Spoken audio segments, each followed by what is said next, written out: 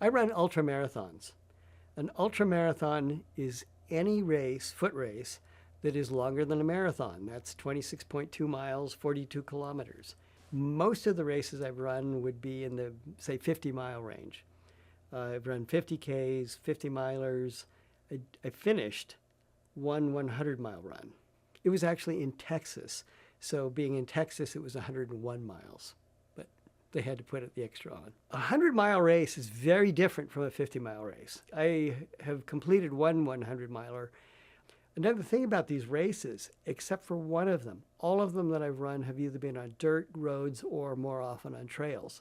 So this is trail running, oftentimes in the mountains. Most of my races have been in Montana, also Idaho and Wyoming. I've run in Michigan and South Dakota. For me, a 50-mile race, which is probably, I'd say, my distance, that one is one where today it takes me 12 to 14 hours, let's say, on a course that's not too tough. But today I'm much slower. Years later, I've completed 63 ultramarathons now. Recovery, beer. Recovery is actually really important, and it's kind of funny because you can run these races and sometimes you feel really good afterwards, but you need to put in some extra recovery time. It is surprising to me how fast I recover too. After my first ultra, recovery was really slow, but I think my body, I think your body learns how to recover, how to deal with these things. I have a number of times done, say, a 50-mile race and then 2 weeks later gone and done another one. It's difficult to say what the origins are.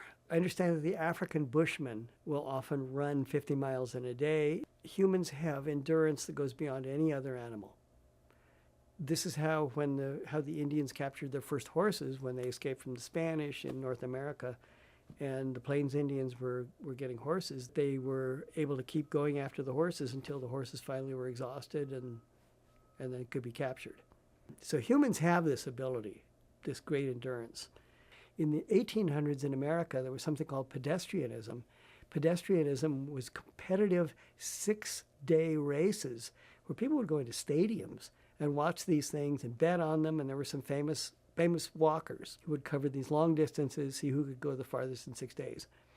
For trail running, the 100-mile distance, I think, really began, the 100-mile trail run, with Western States 100. And the Western States 100 began as a horse race. There's the Tevis Cup 100-miler, and Gordy Ensley, who was a horse racing competitor, was going to enter that, and his horse came up lame something like a week before, and he asked them, he said, "I'm already registered. Do I have to actually have a horse?" And they said, "Nothing in the rules requires the rider to have a horse." So he did it on foot, and it became the Western States 100. And I think that's how modern trail running really took off. Why do I do this? I think that when I'm out running an ultramarathon, I am living in a way that I feel like I am more alive than just about anything else I do. You really feel like you're out with people in a place doing something like there's nowhere I'd rather be. There's one race that I've completed 3 times, the Beaverhead 55K. So that's about 33, 34 miles. We start right smack dab on the Continental Divide between Idaho and Montana, and we run along the Continental Divide. So you've got 1 foot in Montana, 1 foot in Idaho, and you're up to over 10,000 feet.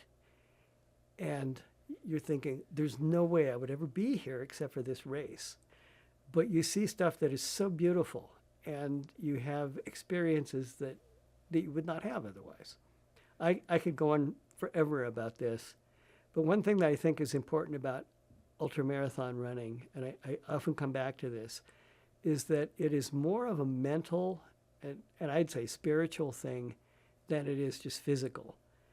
And it's the mindset that you're going to, you're going to accomplish something, but really it's that you're not going to quit. That's the main thing. And I think I've learned how to persevere, how to control how I feel, how I respond to things. I think that's a thing that is carried into my teaching. It's something that I've taught, that I think I teach in the classroom, great, you've got challenges ahead, but here's how you tackle them. I think it really changed who I am. I think it made a great deal of difference in my life.